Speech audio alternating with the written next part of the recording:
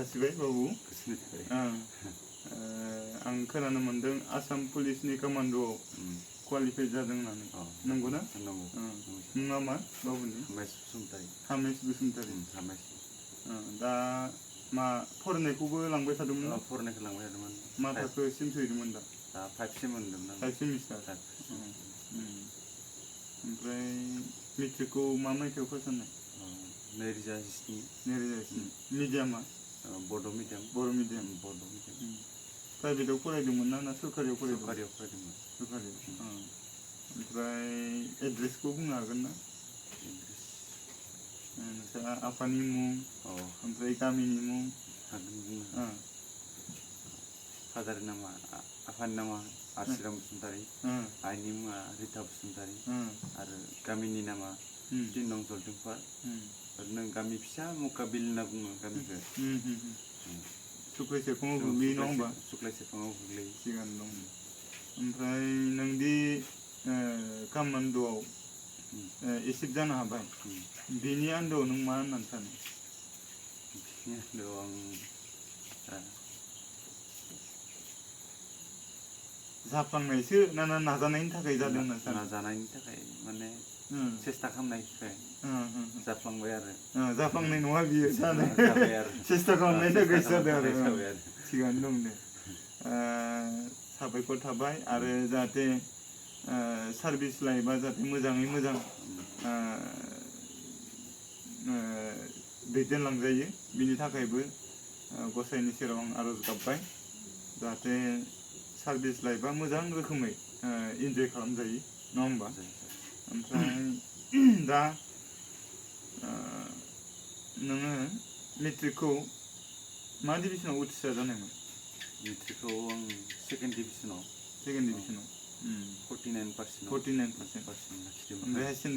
सेकेन्डारिखौ third डिभिजनाव माने डिफेन्सनि नाजानायाव बहुत खस्थ'जों माने फरायनानै थांबाय आरो बिसिनि थार्ड डिभिजन केरियाराव एसे माबा इम्पाक्ट गोलैबाय आरो साख्रि नागिरनायनि थाखाय ओमफ्राय बेयाव एसिभ जानो मोननानै माबायदि नांदों आं गोजोननाय मोनदों निजेखौनो थिगानो दं दे न'खरा एसेबाबो माबा सहाय जासिगोन लोगोसे मामोनलाय मुङा मा होनदोंमोन हामेश बसुमतारी लोगोसे आङो नैबे भिडिअखौ नायनाय लाइमोन सेंग्रा लोगोसेयावनो जायफ्रा गावनि गथ' गथायखौ लानानै भबिष्यतखौ मोजां जाजानो लुबैयो बिथांमोनखौ आं खावलायो हामेश बसुमतारी बायदि नाजानायखौ दैदेनलांबाय था नोंथांमोनाबो सानसे समाव साक्सेसआव एचिभ जानो हागोन मानोना साक्सेस इज नट एन एक्सिडेन्टेल साक्सेसआ मोनसे मा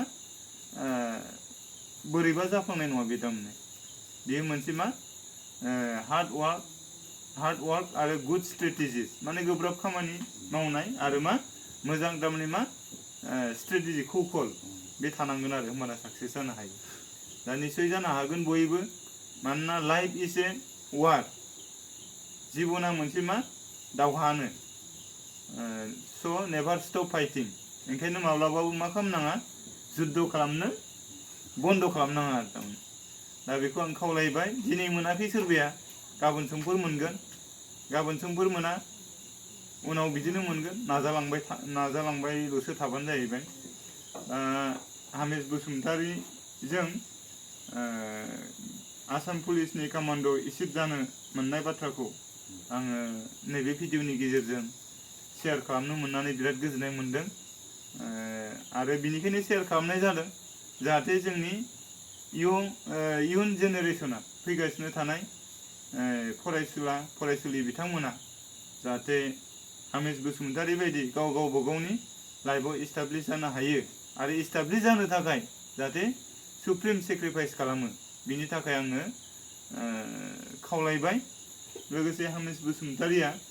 माबाफोर बुंबावनो गोनां दङबा फोरमायनो हागोन आरो